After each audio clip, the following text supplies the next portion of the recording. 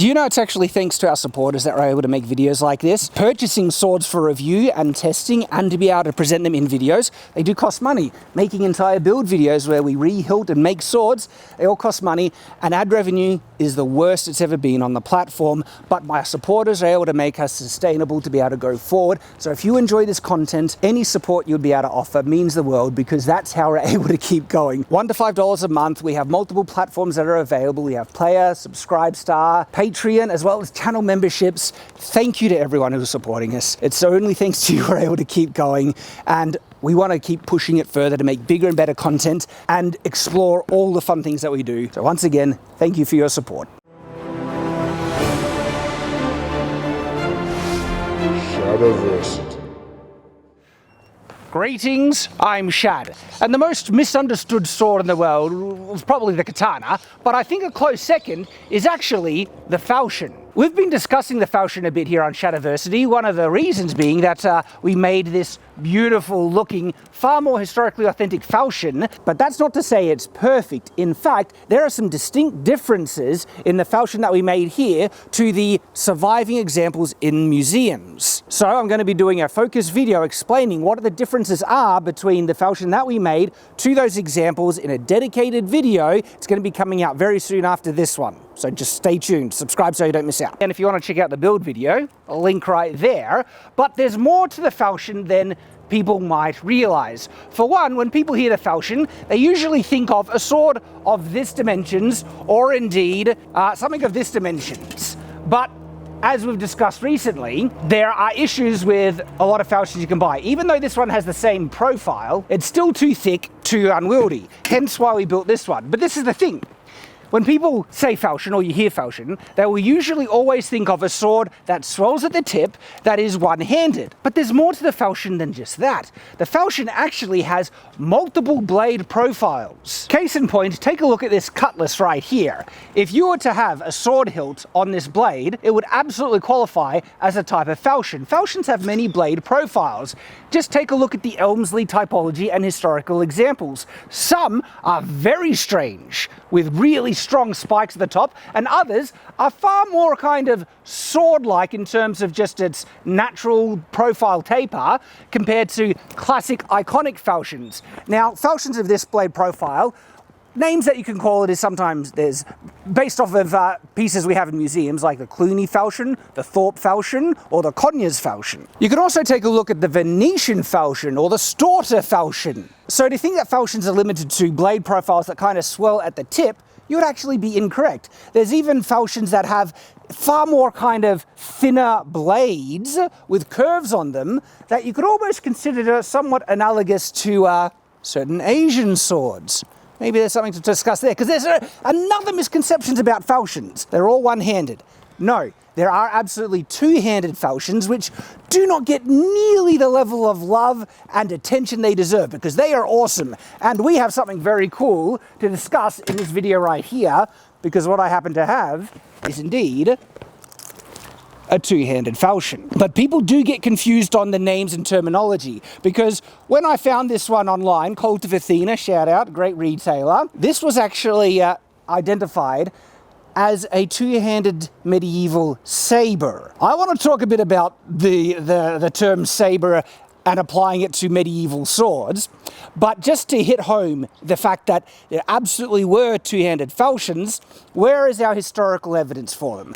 Because the tricky thing is, we don't have surviving examples of them, and I think this is why they don't get nearly the level of love and attention that they deserve. Where they do appear, though, is in medieval art. There are specific two types of two-handed falchions that we can point to specifically, and then there are points of references to other types of swords that are contemporary to the period that you would logically identify as two-handed falchions, and I'll explain that in a second. So the two ones that I have seen in medieval art, and there's probably more, but the ones that I know, there is this big two-handed, and it looks like a heavy cleaver, but that's one of the misconceptions about falchions generally, and it's the assumption that they had thick blades and therefore were crazy heavy and they chop like axes. We don't really know if this one in the artwork was a heavy cleaver or not, but based on other falchions that would have been contemporary in the time, and those surviving examples, even though they had swelled tips, they were actually very functional, and they weighed about as much as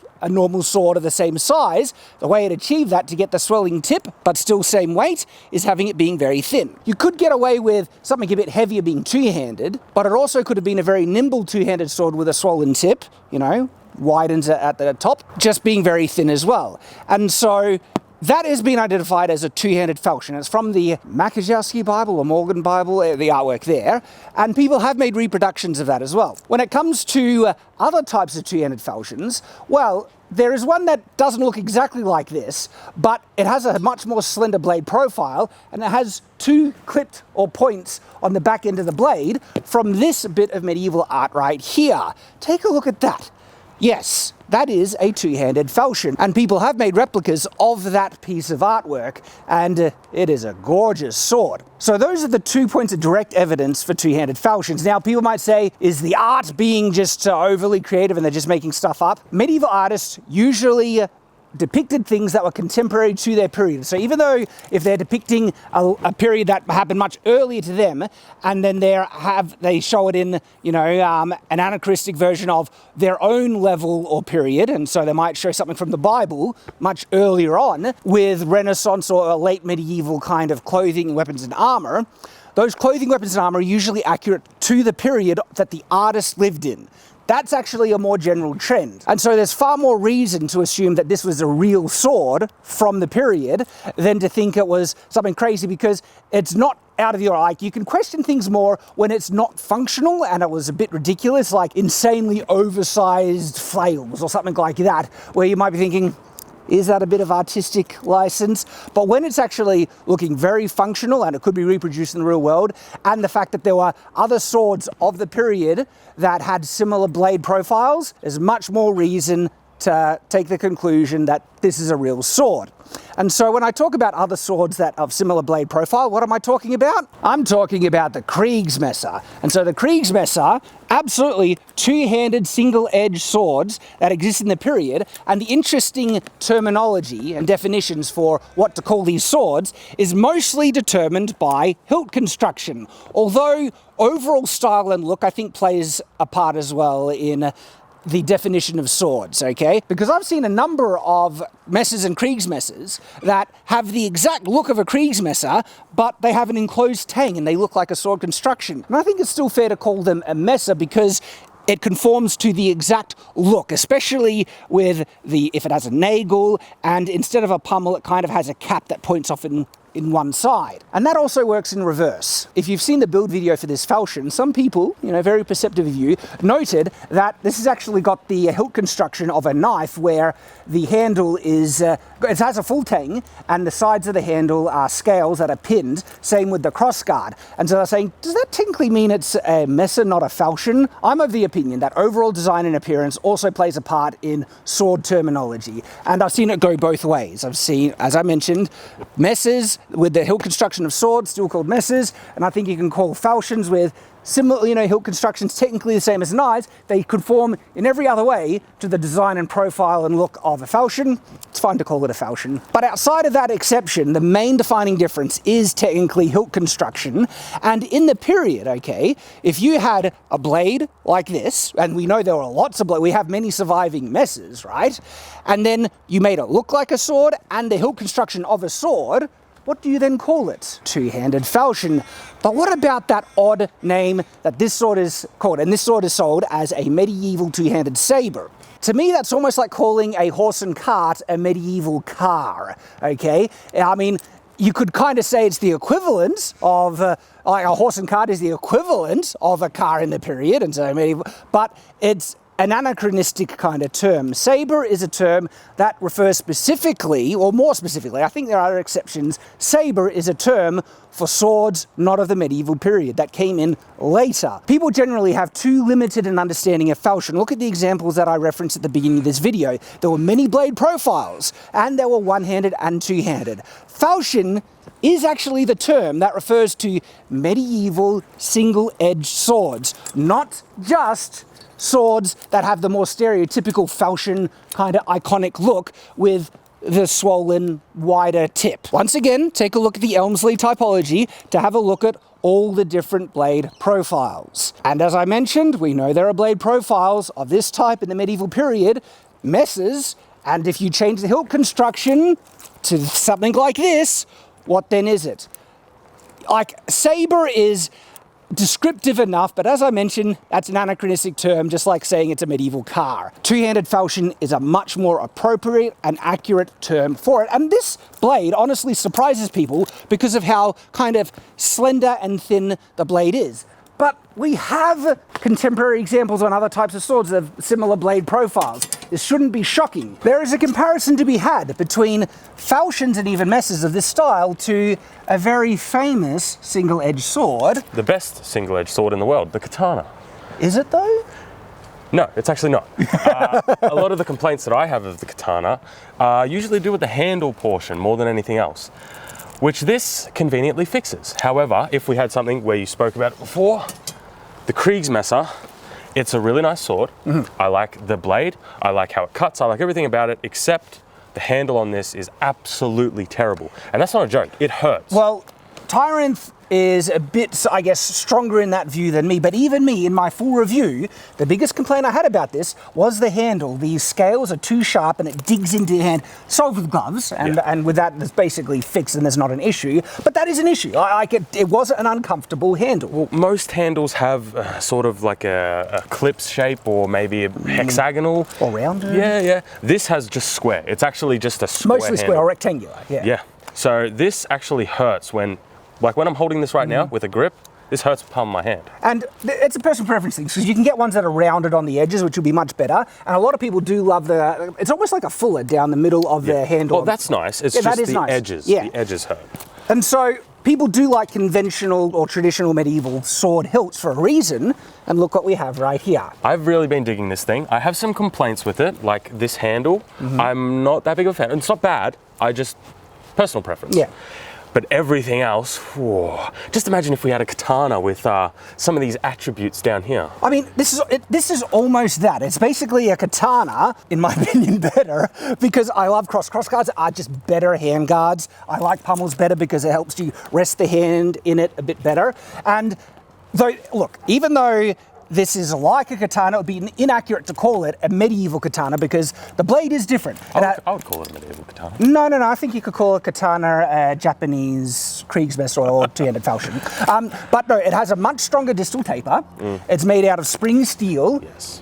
Which makes a difference. Spring steel makes a big difference, okay? Spring steel is the bee's knees. Also, let me just point out, right? Not all medieval swords were spring steel. A lot of them were not spring steel, they were medium carbon, they would bend, and they weren't great. But guess what? A lot of traditional katanas were also really crap with not high carbon content. Careful now. And so when people compare East-West, they always usually pick the best quality katanas that were ever made historically, and then they compare it against medium-grade medieval swords. No, if you're going to compare best to best, you do go spring steel. They had spring steel in the highest ends of medieval swords, and we have art showing people literally flexing swords from the late medieval period. And if you want another point of reference to prove that they knew how to make spring steel in the medieval period, metal crossbow bows. Yeah. They had metal crossbow, that's spring steel, and to put that on a crossbow, you need very reliable, through-hardened, consistent spring steel to be able to literally use it for a spring effect so consistently and regularly like that. So absolutely, they knew how to make great spring steel that was reliable and effective in the late medieval period. And so if you want to compare best to best, yes, and this one is spring steel. You're going to go best quality medieval thing. And so there's a lot of upgrades or benefits that I particularly favor. It would be interesting to see like a traditional katana though with a bit of a different hilt construction, wouldn't it, Tyrant? Making the ultimate katana. Maybe just improving the katana. That's going to trigger so many people. But if you want to see... The katana's perfect, it can't be improved at all! If you want to see a video where we test something like a differentially hardened katana versus a spring steel sword, we got a video on that. It shows the difference. Well, because people are saying it was unfair because we're using spring steel, but no, the point was people honestly believed a more traditionally made katana, folded steel, differentially hardened, would be superior to the medieval counterpart of the best type, which would be spring steel. And But so we tested. A katana with a crossguard. We could give that a go, Shad. Do you want me to? That might be interesting, yeah. I'll leave it to this. I'm Tyrant. Maybe we could re-hilt a katana and put a crossguard on it. But that comparison is an interesting one to point out, because this has a much slender, and you could almost call katana-like blade, but they weren't copying the katana, no. Single-edged swords have been in the medieval period and in, medieval Europe regions for a very long time. It goes back earlier, and look, granted, the earlier types of single-edged medieval swords were more often the ones with the widened tip, like more classic falchions, but remember, falchion is actually a term that pretty much refers to any type of medieval single-edged sword with traditional sword-like hilt construction.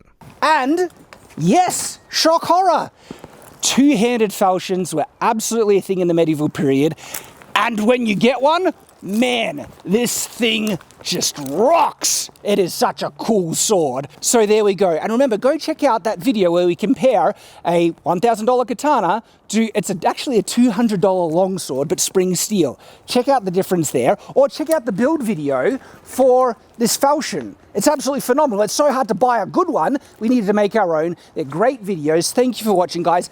Click on the videos right there. They're right there. They're really good. They're really fun. Hope to see you there. And until that time, farewell.